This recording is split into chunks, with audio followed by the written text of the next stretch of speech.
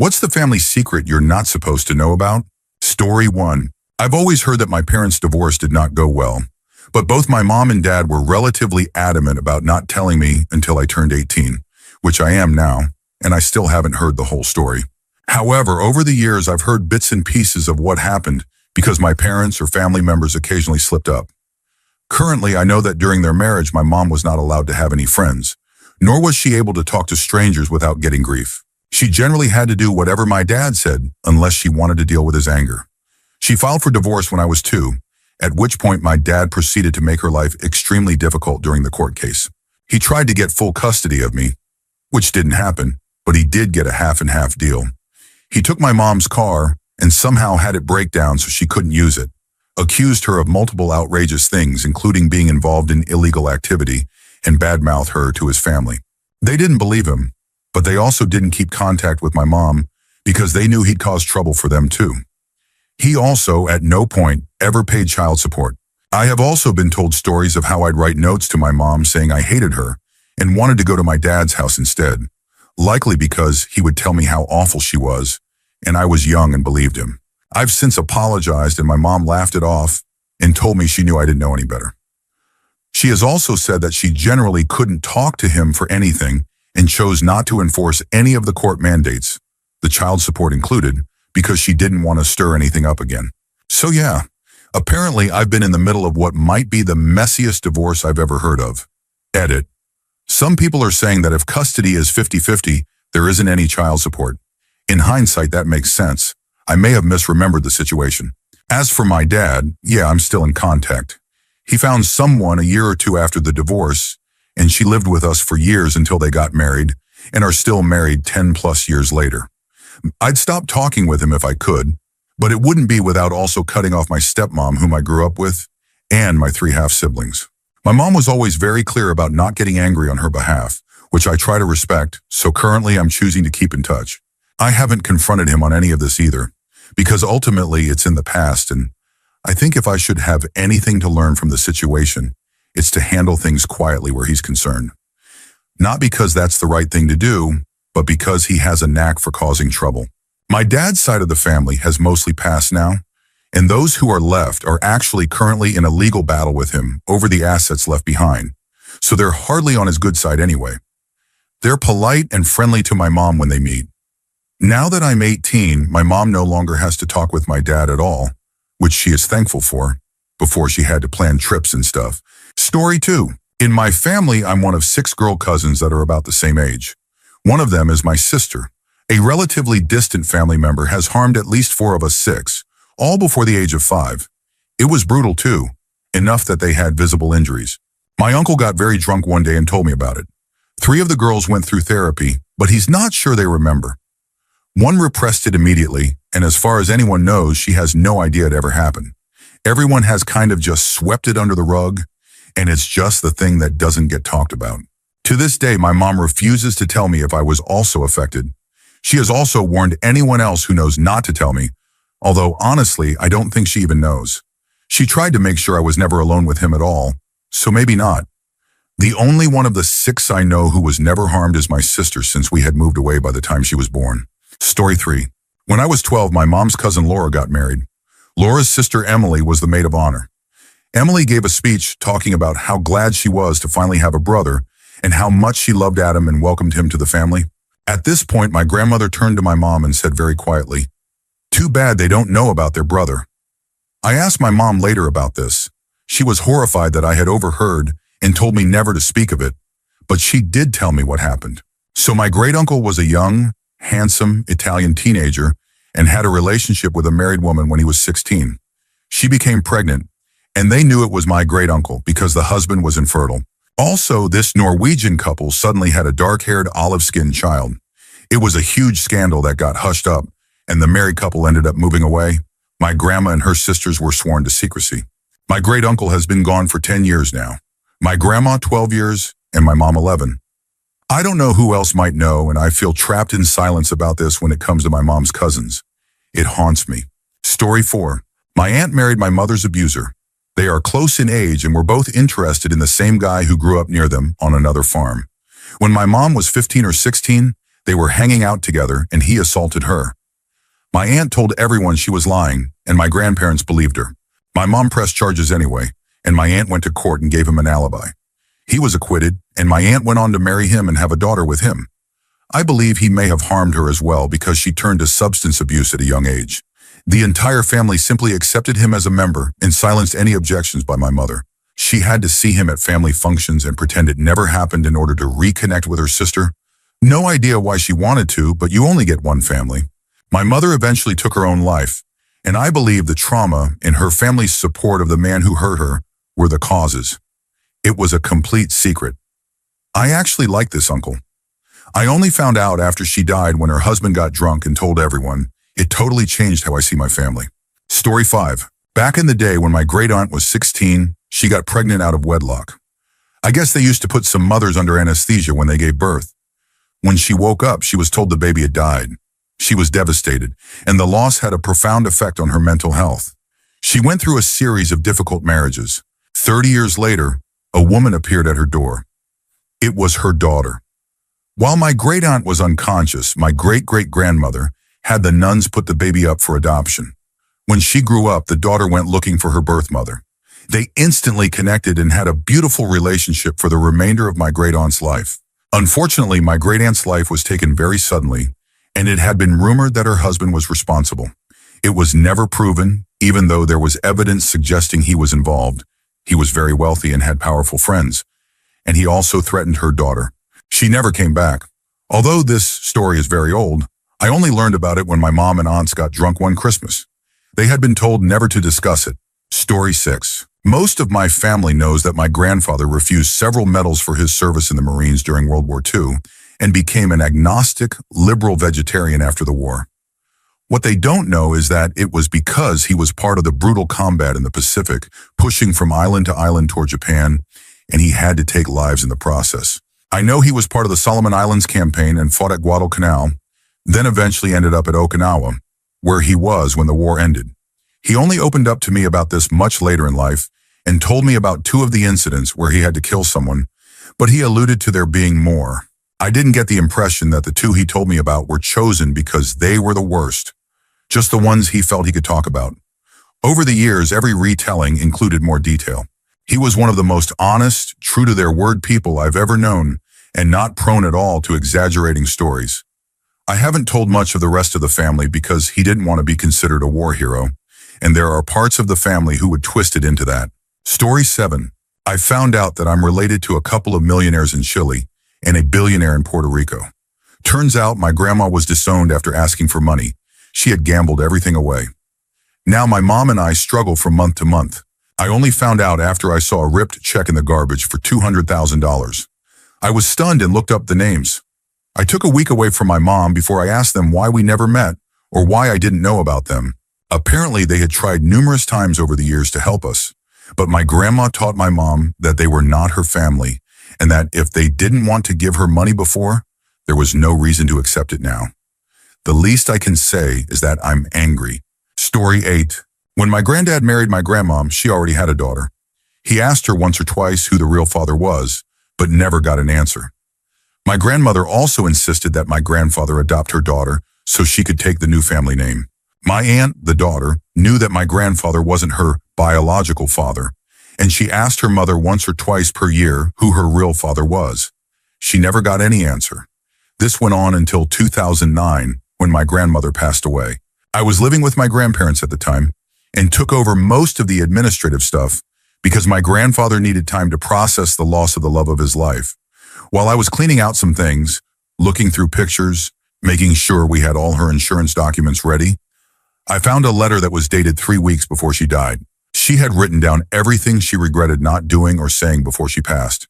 One of the things she wrote was the reason she never told anyone who the father of her first daughter was, and on top of that, there was also a name.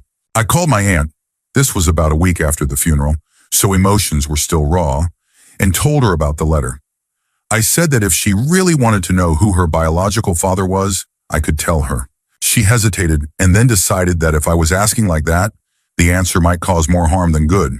She said no, and we never spoke about it again. So yeah, I'm the only one who knows. I didn't share the letter with anyone else because it wasn't written for others to find. It was written so she could finally let go. Knowing my family, the news about my aunt's father would have spread quickly if someone else found that letter. And yes, it would have done more harm than good. Story 9. My great-grandfather on my father's side was part of the war and lost his arm.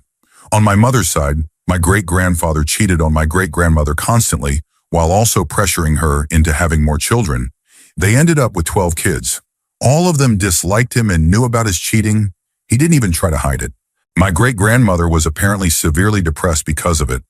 Eventually, their 12 kids, who loved their mom deeply, told her they wouldn't be upset if she found someone else.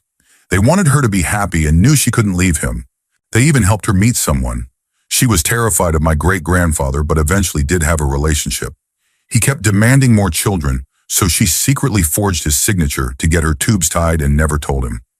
She later developed breast cancer and passed away when all 12 of her kids were well into adulthood. After the funeral, my great-grandfather was still abusive and bitter. He told his children they wouldn't get any of her belongings. She didn't have much, just fake jewelry and sentimental items.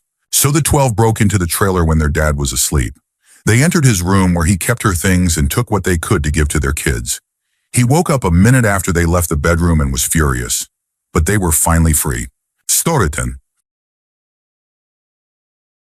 I was never told that my sister is my half-sister. Her dad passed away a few weeks before her first birthday. My dad met our mother, married her, and adopted my sister. It was a big secret, and I was never allowed to know. There was a photo album our mother had, and only my sister was allowed to look at it. When I was 11, a family friend babysat me and told me the truth. I kept it a secret for a few more years, and then asked my parents why they never told me. Their response was, it was never a secret. Also, my grandparents shared a house with his brother and his wife, my aunt. Turns out my grandfather had an affair with my aunt, and they had children. My dad was very close with his cousins, who were actually his brothers. He denies it. My dad is still friends with his first serious girlfriend. Her daughter came over to visit. I absolutely adored her, and we got along really well. A few years later, I went to visit her. One day we got lost and ended up laughing uncontrollably. Someone passing by said, "Wow, you can tell you're sisters. You look the same and even have the same laugh." We stopped laughing. It was awkward. Later that night, after a few drinks, we decided to take a photo together. A guy walked up and said, "I can take a picture of the sisters." We replied, "I wish." Then started talking about how we both think we might be sisters. The guy realized it was an awkward moment and left. The story is, her mom and my dad went traveling overseas. She got pregnant. My dad told her to terminate the pregnancy. She said she did, left him, and went home. She married my dad's best friend and had the baby. She asked her dad about it, but he never admitted anything. I won't ask my dad either. He doesn't deserve her as a daughter. She's amazing. Also, my husband's father is someone we've completely cut off. He behaved inappropriately toward me when I was 17 and disgusted me ever since. I didn't speak about it until a few years ago, after I had my daughter. I was warned by his family not to leave my child alone with him. We've been no contact for over 18 years, so it's not even a concern. More family members from both sides have come forward with stories. It supposedly involved both minors and adults. We have no concrete evidence, just word of mouth. But if I could, I would report him. I wish I could see him face justice. Story 11. I'm not supposed to know that my stepdad has spent between $20,000 to $50,000 over the years on lawyers, bail money, and settlements to keep his son out of jail or prison. My mom instantly regretted letting that one slip out, but she was upset because her stepson is a grown man in his 30s with very toxic views and a long list of legal troubles. He's had more DUIs than you can count, along with incidents involving public intoxication, assault, drug issues, steroid use, the works. He's honestly the kind of person I can't stand. I've only met him a couple of times because I moved out when I was 16 and my parents got together when I was 18. I visited my family a few times since then. I'm 33 now, and I just interact with my stepbrother in passing. I gave him a hug once, and he looked visibly uncomfortable. Later, I overheard him talking to his dad, my stepdad, saying how grossed out he felt being hugged by someone like me, and said, "What if he tries something? I'm not into that. I don't know where he's been." He lives on and off with his dad every 6 to 8 months to try and get clean or hold down a job. But every year he gets an offer for some high-paying construction job out west, and before long, there's a collect call from jail or a detox center like, "Dad, need you to bail me out." This especially frustrates me, and it's a big reason I've distanced myself from most of my family. My parents once had a huge fight because my stepdad was mad that my mom was paying to fly me out to visit. He said I should pay for myself. He's wealthy, by the way, and basically called me lazy and irresponsible. To be fair, I do drink a lot and I'm not great with money, but I've supported myself since I was 16, put myself through college, and earned 2 degrees. No one in my family has a degree except me. My mom has an associate's degree from the 90s. I have 2 BA degrees. I speak multiple languages, have lived all over the world, and I've never asked my family for a dime. My story is mine, and I find their judgment of my lifestyle extremely unfair, given everything. Unfortunately, I can't bring any of this up to my stepdad because I'm not supposed to know, and it would break his trust in my mom. Not that I care much about either of them at this point, but I'm not going to get involved. At the end of the day, I've never been to jail. I've paid my own way through life, and my stepdad thinks I'm spoiled because I couldn't afford to travel home, while he's literally spent tens of thousands keeping his own son, who's 10 years older than me, out of serious legal trouble. Story 12.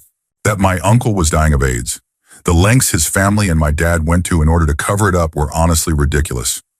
My sister found out from our drunk aunt, and of course, she immediately told me.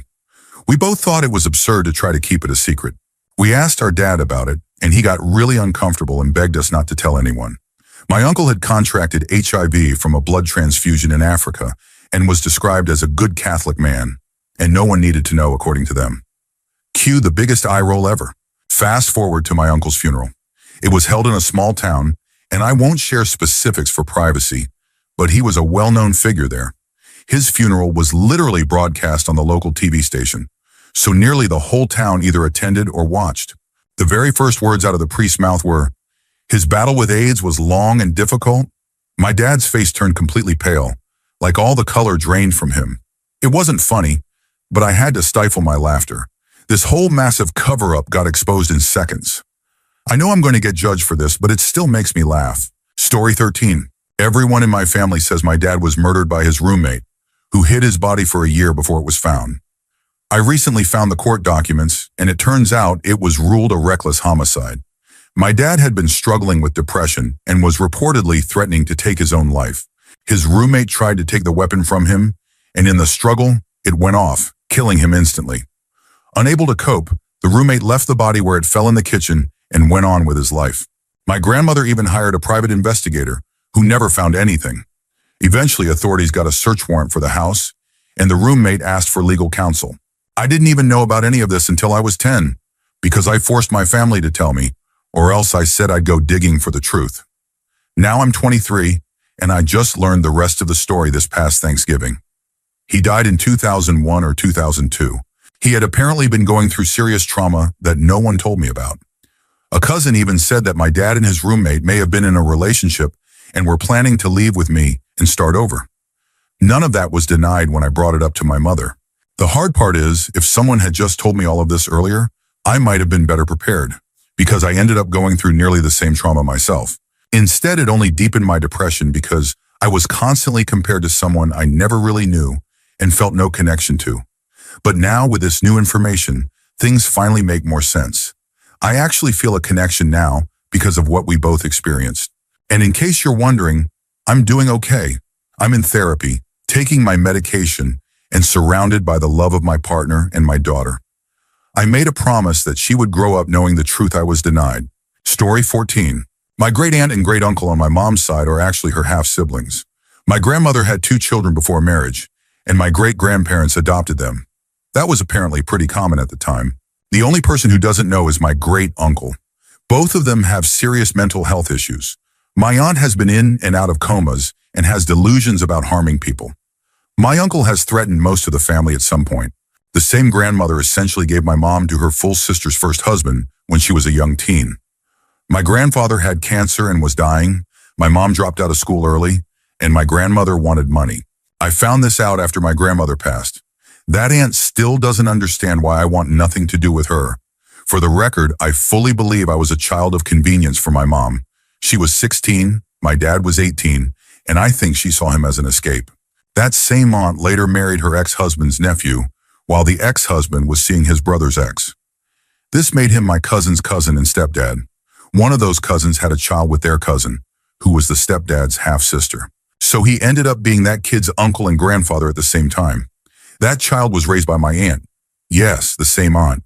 He harmed his half-sister and spent time in juvenile detention, only to be welcomed back into the same house by his grandmother because apparently, why not? On my dad's side, his mom left when he was young. His dad tried his best but had a criminal record from his teen years that made it hard to find work. He remarried, and my dad ended up with more step and half siblings than I can even name. Most struggled with addiction. His only full brother was later revealed to have harmed a stepdaughter. My sisters and I weren't supposed to know. As far as I know, nothing happened to any of us. Two of my cousins, who were closest to me in age, used to beat me. One time they tried to do something terrible to me, but I got away. The only person I've ever told is my wife, who heartbreakingly had a similar experience with someone she won't name. One of the cousins who tried to hurt me was later killed in a drug-related incident. The other crashed his motorcycle and is slowly deteriorating. I don't think that's everything, but it's all I can remember for now. I'm tired of typing. Story 15. I found out after my grandpa passed away that he had been a dangerous alcoholic. For as long as I can remember, I knew that my grandpa didn't drink. But when I discovered the reason why, I was shocked. He had been verbally and physically abusive to my grandma, nearly caused the death of my uncle in a drunk driving accident, and was emotionally hurtful toward all three of his children. His career was eventually put on the line. He was told if he didn't get sober and take his job seriously, he would be fired. So he got sober, but only to save his career. Later, when his wife, my grandma, passed away about 10 years ago, he basically erased any and all trace of her. He met a woman who was a divorcee, and together they traveled the country in their RV until he died. In his will, he gave her almost all of his belongings and money, leaving virtually nothing to my mom and her siblings. We then found out that he had been taking money from the trust my grandma left for her children. He had stolen over $1 million from her trust to pay for his travels. This was only discovered after he passed away. Story 16. My cousin Mike was tragically killed when he was 18. He had always been like an older brother to me, and his death hit our entire family really hard. This was in Sacramento in the early 2000s, and two of my other cousins were around the same age, late teens or early 20s. Mike was 18, and Ramsey was between 19 and 21 at the time. Both had gotten involved in growing and selling marijuana, which today wouldn't be shocking, but back then it was still illegal, and they hung out with people who had criminal records. They thought they were invincible. The story goes that one night, the two of them and another friend were at Ramsey's apartment in Natimus. They had a firearm and allegedly decided to play Russian roulette, not realizing there was a live round in the chamber. According to the account that spread, Mike held the weapon to his head and pulled the trigger, thinking it was empty, but it went off. The result was devastating. Blood was everywhere. My aunts later had to clean the apartment even after forensic teams finished their investigation. That was how Mike's life ended. But here's where it gets strange. After the incident, Ramsey and the friend left. No one knows where the third person went. Ramsey drove around for 4 hours, then called his sister, my cousin Amanda, and finally called the police. According to the autopsy, there was no gunpowder on Mike's hands, which was unusual if he had truly fired the weapon himself. Another cousin and I have long believed that something else happened, possibly an argument, a mistake, or even something worse. We've never been able to prove or disprove it, but we're certain of one thing. Mike didn't do this to himself. Story 17. I learned that my mom had a horrible childhood that left her with serious mental health issues, many of which she refuses to acknowledge. Her father had schizophrenia, which went largely untreated in those days, and he was controlling and abusive. He regularly hurt both my grandmother and all 6 of their children.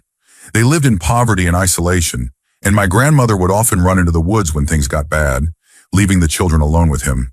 She also took out her frustration on the children emotionally. As a result, all the children, now adults and grandparents themselves, are affected in different ways. Outward appearances and seeming normal are extremely important to them, so none of these painful events are ever discussed.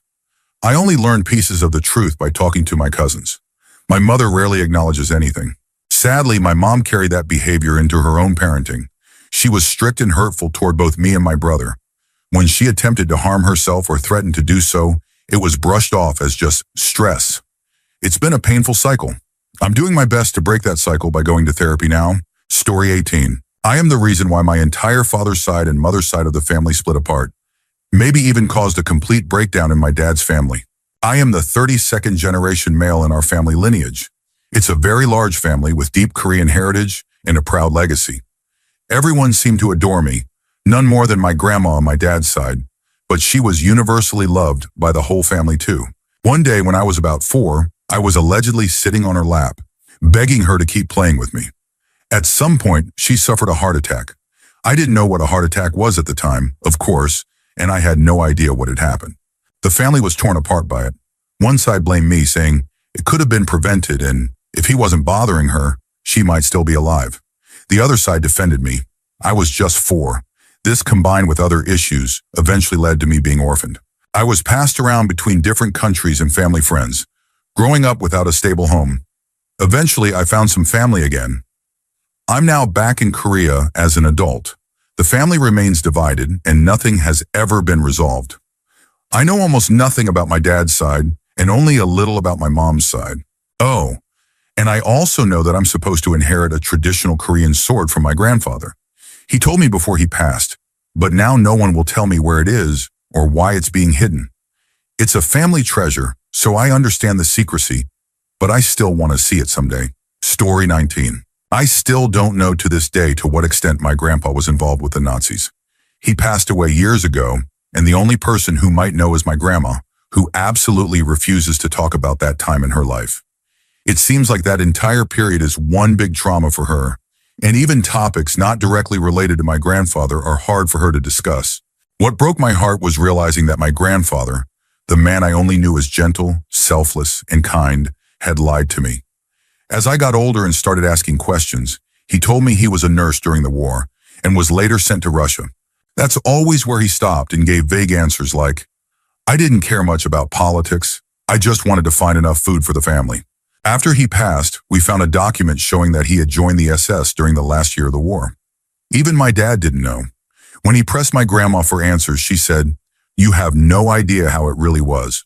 At the end, people were just signed into the SS and saying no wasn't really an option.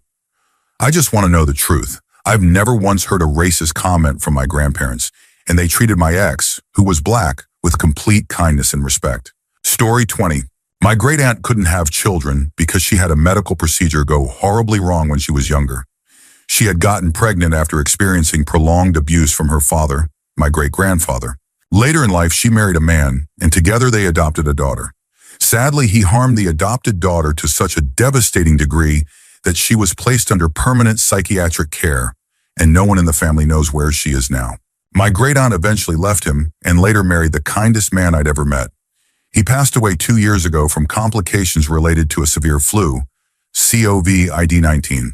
Another side of this painful family history, which I shouldn't even know, is that my great-uncle later harmed my biological mom.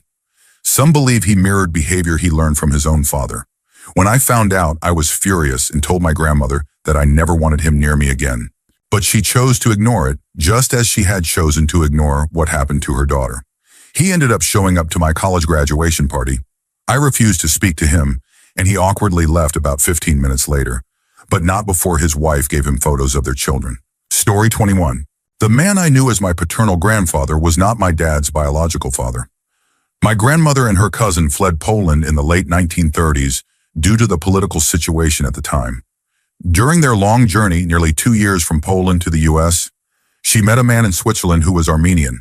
They lived together for a while in Toronto before eventually relocating to Chicago. As soon as they got to Chicago, the Armenian man was drafted into the army. Left alone, my grandmother found a job and moved in with another Polish girl. Their neighbor's son had just graduated high school, and she and that young man, my grandfather, hit it off. About 2 months later, he too was drafted, being just 18. A month after that, my grandmother realized she was pregnant. 6 months later, she gave birth to my father. My grandfather had been captured by German forces and spent over a year in a prison camp before he was freed. He didn't return to the U.S. for another year, and when he did, he and my grandmother assumed the child was his. They married and later had another child, my aunt. The Armenian man never returned from the war, or if he did, he never contacted my grandmother again. She never told anyone the truth until she was on her deathbed. Story 22. Here goes. A few years before my dad passed away, he sat down and had a conversation with me. He started by apologizing for everything I had to endure with a foster brother we once had. My parents thought it would be good to foster a child around my age, but he turned out to be incredibly difficult. He would steal or break my toys and personal things and caused all kinds of trouble. When he was about 12 or 13, he and a neighbor became close with two young girls who also lived nearby. One summer, they were caught by one of the girls' fathers doing something deeply disturbing in a tent in the backyard. Despite the severity of the situation, it was covered up by all the families involved, and nothing was ever officially done. I didn't find out about it until much later. The foster brother stayed with us for years until he eventually ran away at 18. But that's not even the secret I'm really sharing. Back to the main story. My dad apologized for all that and then told me what my mom had been up to for decades. He said he had to bail her out of serious credit card debt 3 times, in the 70s, 80s, 90s, and early 2000s.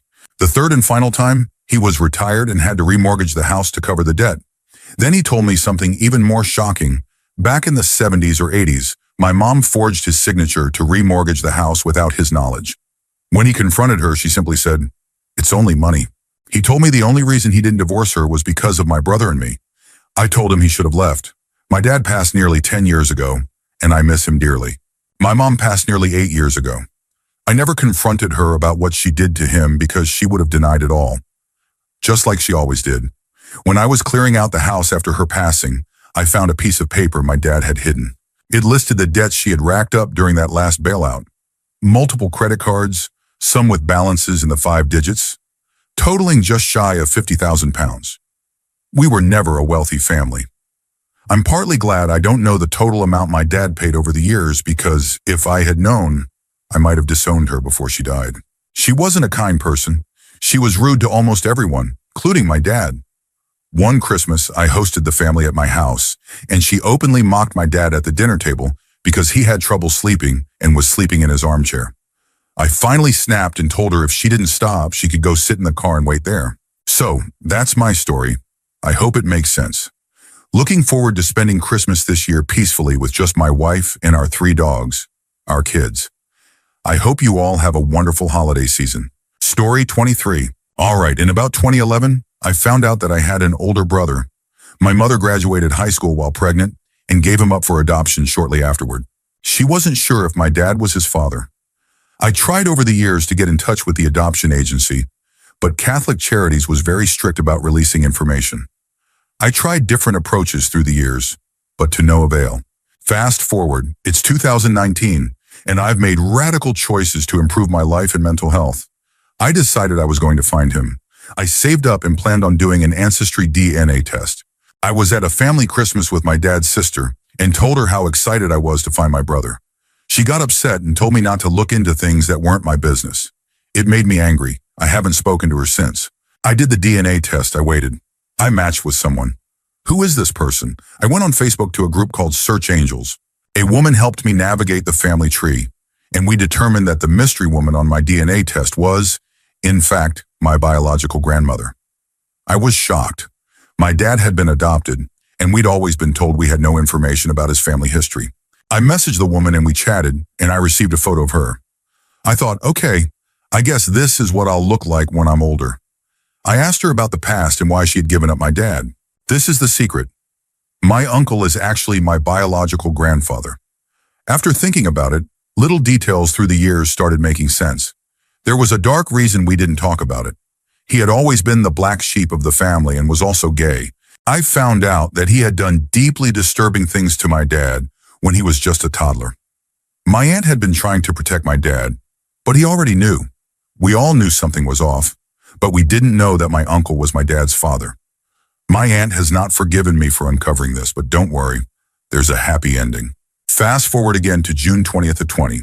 I had just submitted my final assignment for my master's degree and was thrilled to have maintained a 3.9 GPA. I'd been checking my email and Ancestry on and off for 6 months, waiting for any messages from my possible brother. The next day, I got a Facebook message from a man who said we'd matched on Ancestry. It was my brother. It was really him. I messaged him immediately and added my sister to the conversation. I checked Ancestry, and he was my full biological brother meaning both of my parents were his parents. He was shocked to learn that he not only had one sister but two, and that both parents were still together in a loving family. I want you to know that finding my brother has been the most joyous event of my life. I love him so much.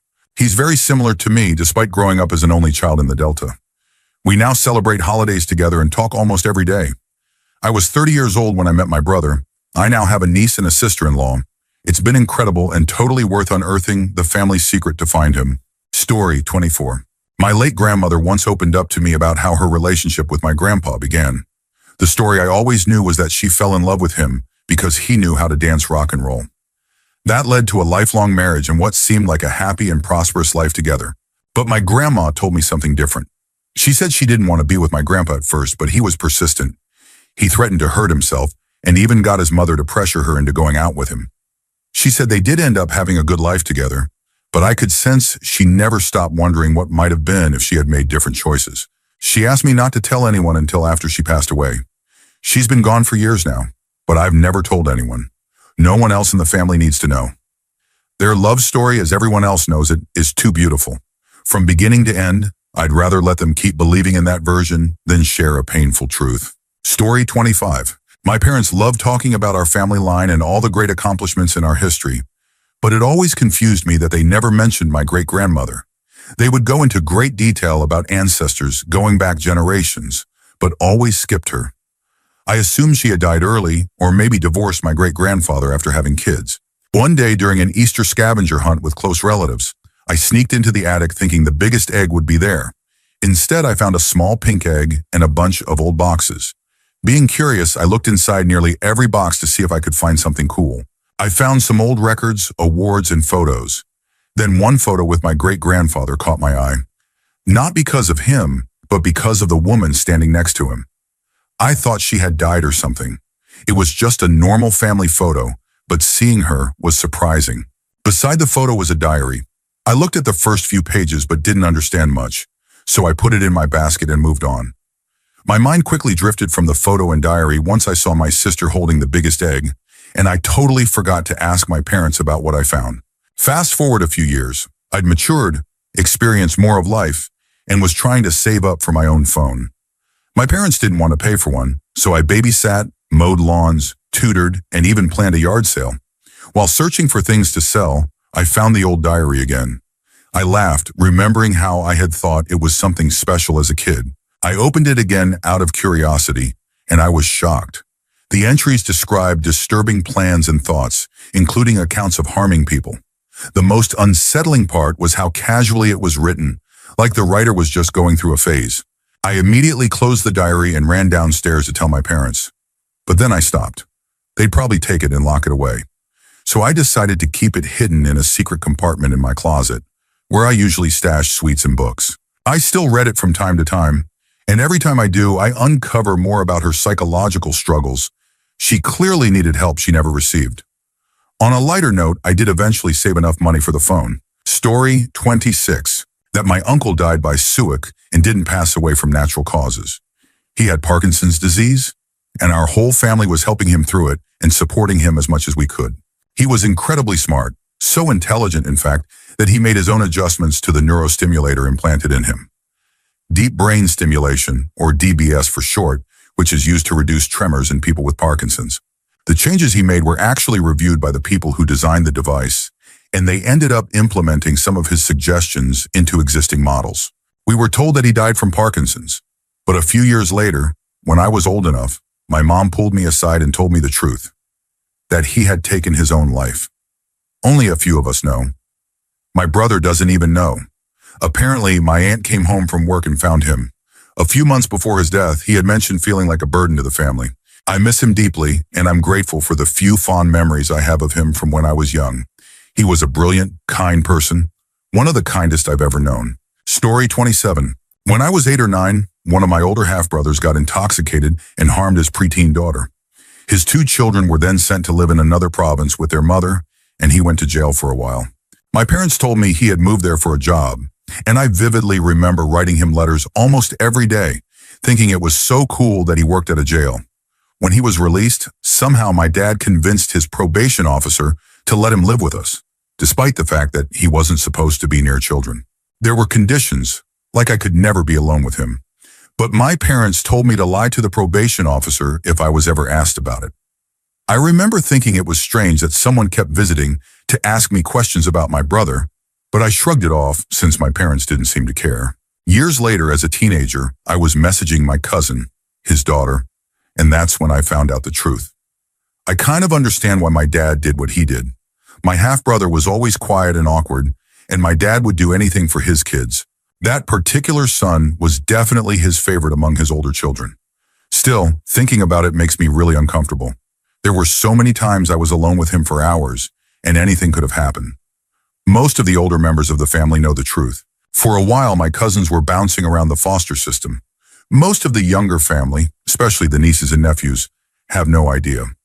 And even though nothing has happened in all the years since he got out of jail, I still get uneasy whenever someone invites him over to be around their kids. Story 28. Not sure this qualifies since I'm not 100% certain, but I think my parents got married because my mom was pregnant with my older brother. The story goes that they were together for 3 years before getting married. My mom was 19 and my dad was 22. They were a terrible match. There was a history of domestic violence, and they eventually divorced. It was a small wedding, and in the photos, my mom looks unusually heavy. Those wedding photos are the only time I ever saw her with extra weight before she turned 40. Right after the wedding, they moved to Australia and had my brother there. My mom claims he was a honeymoon baby, but I've never tried to find the actual wedding date. I know she'd lie, and it's not worth the trouble. My family is the type to hide things instead of being open and talking honestly.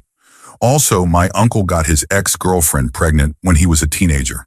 The baby was put up for adoption. I think I'm one of the very few people who know about it. Not even his wife does. That same uncle has also been to prison 3 times for selling drugs and being involved in serious street fights. That's another secret. I'm sure there are more that I can't remember right now. Story 29. My grandmother has pretty severe Alzheimer's. For some background context, she had my dad when she was 15, and my grandpa was 19 at the time. They got married because she was pregnant. Later, they had my aunt and divorced shortly after. However, after many years apart, they began living together again when she was first diagnosed with Alzheimer's. My grandpa wanted to take care of her. Eventually, it became too much for him to handle, and my dad and aunt made the decision to place her in a nursing home.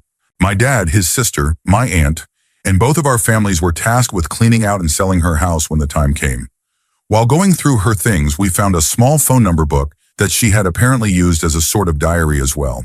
In it, we discovered that right around the time she became pregnant with my dad by my grandpa, she had also been secretly seeing another man. According to her writing, she claimed to like this other man more because he was better looking and more physically affectionate. But my grandpa made more money, so she decided to marry him instead. That was a shocking moment, but my dad and aunt kind of brushed it aside. Honestly, I was surprised they weren't more surprised. But my grandmother had always been a very difficult person when she was well. She could be angry, mean, and spiteful. And she definitely played favorites with the grandkids. Story 30. Apparently my 31 million oldest brother, maybe my second oldest too, but probably not, is actually the child of my mom and her third cousin. I think it's my mom's dad's cousin's child. Everyone older in the family knows they had a strange relationship when they were younger, but no one officially confirms whether my brother's legal father is really his biological one. At a funeral for someone on that side of the family, a drunk aunt was talking about how my brother should try to form a real relationship with his real dad. Nothing ever came of it officially. My mom's sister more or less admitted that she didn't know the full nature of their relationship either, but hinted that it may have been more than just a close family bond. Either way, this whole story really messed with my sister emotionally. She's always had a rocky relationship with our mom. For context, my 2 brothers, 12 and 10 years older than me, and my sister, 6 years older than me, are from a different father, so legally we're half siblings, but we were never raised that way. So to me, this wasn't a big deal, but to my sister, it really affected her for a while after we found out. Story 31. We all know now because we did some research, but I'm pretty sure my grandma never wanted us to find out. I don't think she even knew the full truth herself, and she certainly didn't want to talk about it. She was a devout Christian, the kind who didn't believe in divorce, and considered it extremely shameful. She got married and had my aunt. As soon as my aunt was born, her husband filed for divorce and disappeared. We don't know where he went. She was incredibly ashamed of it and never spoke about it, not even with my aunt. Later, she met a man fresh out of the Navy. He had served in Operation Husky. That's important later. They got married and she became pregnant with my mom. Once again, after my mom was born, her husband filed for divorce and vanished. The only thing my mom ever knew about him was his last name, that he had been in the Navy, and that he was never part of her life. Years later, my mom was doing some digging on Facebook and came across someone with her biological father's last name living a few states away. They started talking, and it turned out that his dad was also her dad. The funny part? He told her that his father had also disappeared right after he was born. That kicked off even more digging. Eventually, we traced this man's trail. After Operation Husky, he was stationed in Italy for a while, where he married, had kids, divorced, and fled back to the U.S.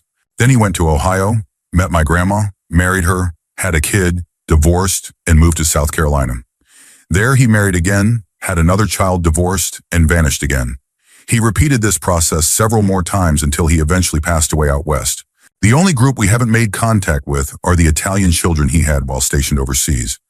It's wild to think that this man had a pattern of marrying women, having kids, and disappearing over and over again. My grandma was deeply ashamed of her divorces, and I know she'd be devastated to learn that she had fallen for someone like that. Maybe it's a good thing she never found out. Story 32. My grandma has been threatening to take her own life in front of my grandpa since around 1971. We still don't know exactly why, but we believe he may have threatened to leave her around that time. In the 1980s, she began hurting herself. She once crashed her car into a tree, claiming the brakes failed and wasn't wearing a seatbelt. Her head went through the windshield. After that, she went full hypochondriac and claimed to have nearly every illness imaginable as a result of the crash. She'd seek sympathy from family, regularly saying she was having heart attacks.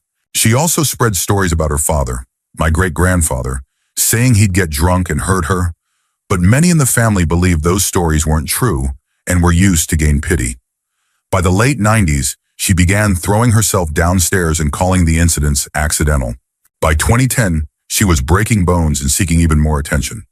By that point, most of the family had spiraled into their own issues, and the only people left to give her sympathy were Grandpa and her doctors. I eventually confronted her and my grandfather together. She then threatened to harm herself in front of me and started listing everything she had ever done for me as a way to guilt me. I haven't spoken to her since about 2 years ago, and I don't plan to. She's in her 80s now and becoming more verbally abusive, from what I hear from the few people who still visit. There's so much more to the story, but I don't have the energy to write it all out. She never admitted or denied anything. She just resorted to threats when confronted. Story 33.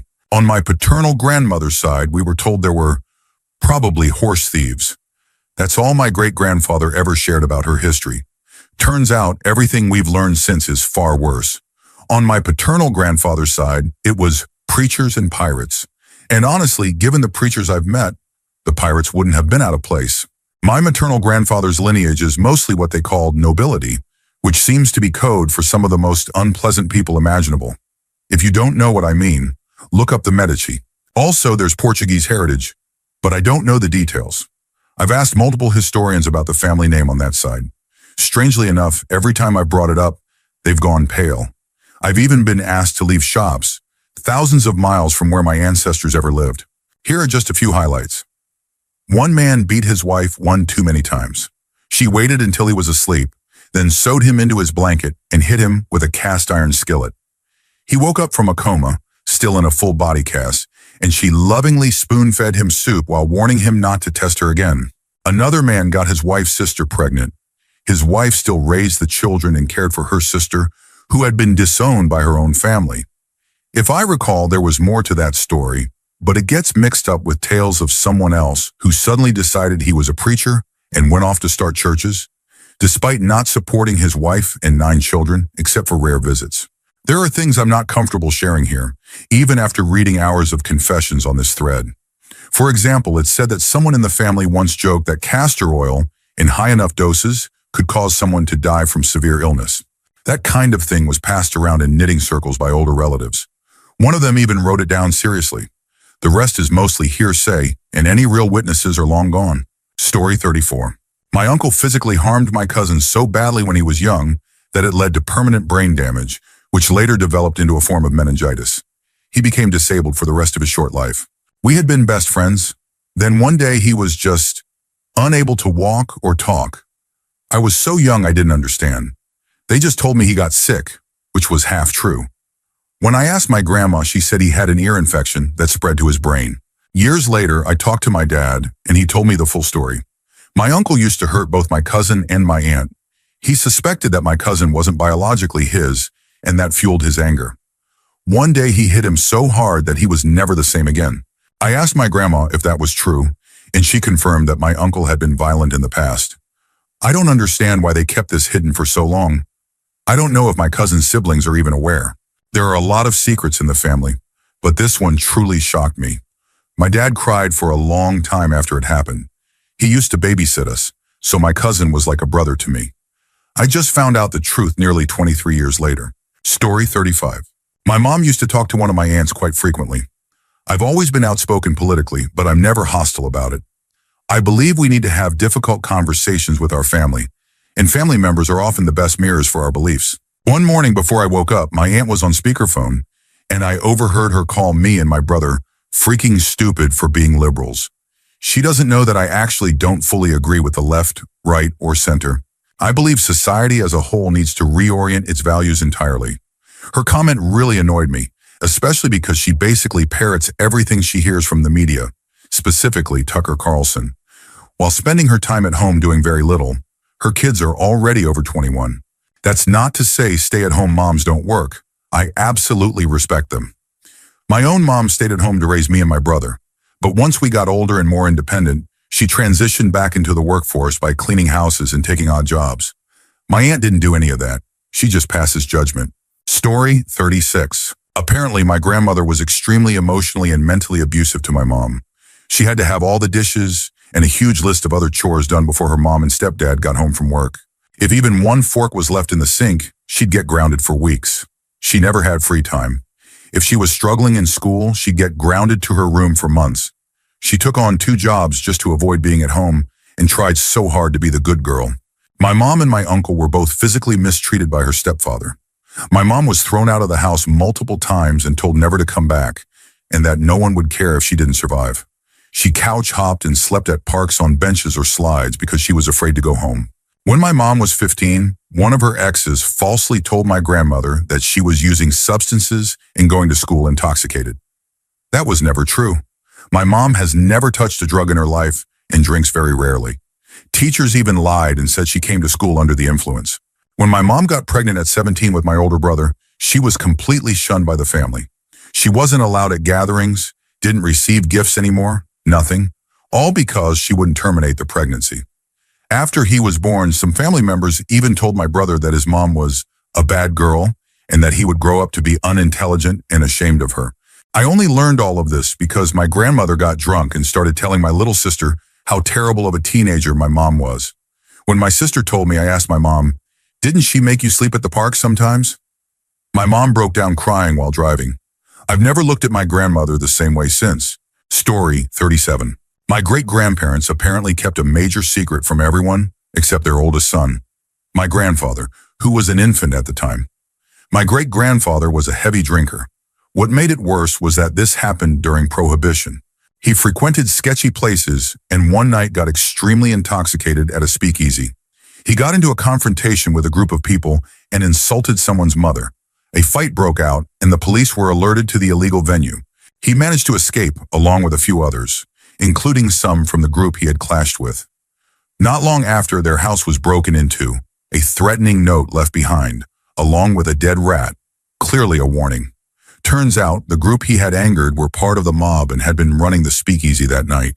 Fearing for his family's safety, he packed up my great-grandmother and my infant grandfather and moved them across the country. To hide their identity, he even altered our last name by dropping the O to make it sound French instead of Italian. I didn't learn any of this until my grandfather's deathbed. He told me everything, how the name change was intentional, how they went into hiding. It was a lot to take in, but it explained why that entire part of our history was always so vague. Story 38. My great-great-grandmother was born during pioneer times and traveled out to the area where our family still lives today. She was the only girl among 6 boys. By her late teens, 4 of her brothers had died. One from typhus, one from tuberculosis, one was shot, and one simply wandered off during a journey and was never seen again. Seriously, by the time she was grown, she only had one sibling left, and she was fiercely protective of him. She married, had my great-grandfather and great-granduncle. Her husband became the first sheriff of the town, and her son, my great-grandfather, became a respected lawyer. His protege, my grandfather, would go on to become the state attorney for child law. My great-great-grandmother died in 1931 at the age of 65, and the story always was that she fell off a fence on the farm. This version of events was never questioned. I grew up hearing that same story over and over. Then last Christmas, one of my cousins shared what he had found while researching our family history.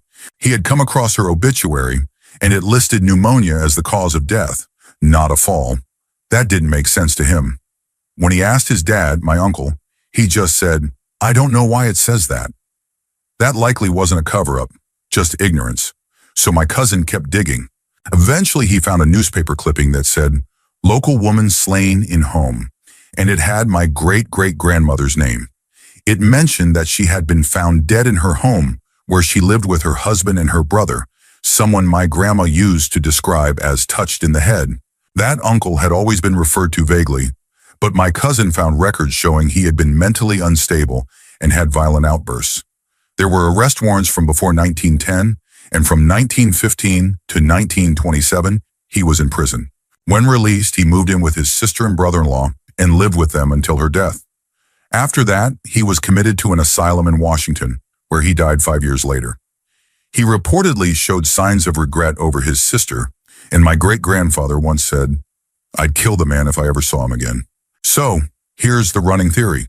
She and her brother had an argument. He became violent, hit her with something, and she died. Her husband, an ex-sheriff, organized a quiet manhunt. They captured the brother and, rather than prosecute him publicly, likely due to the stigma in the Great Depression just beginning, paid to have him placed in an asylum far away. The coroner listed pneumonia to avoid scandal. The family story was altered, saying she fell off a fence.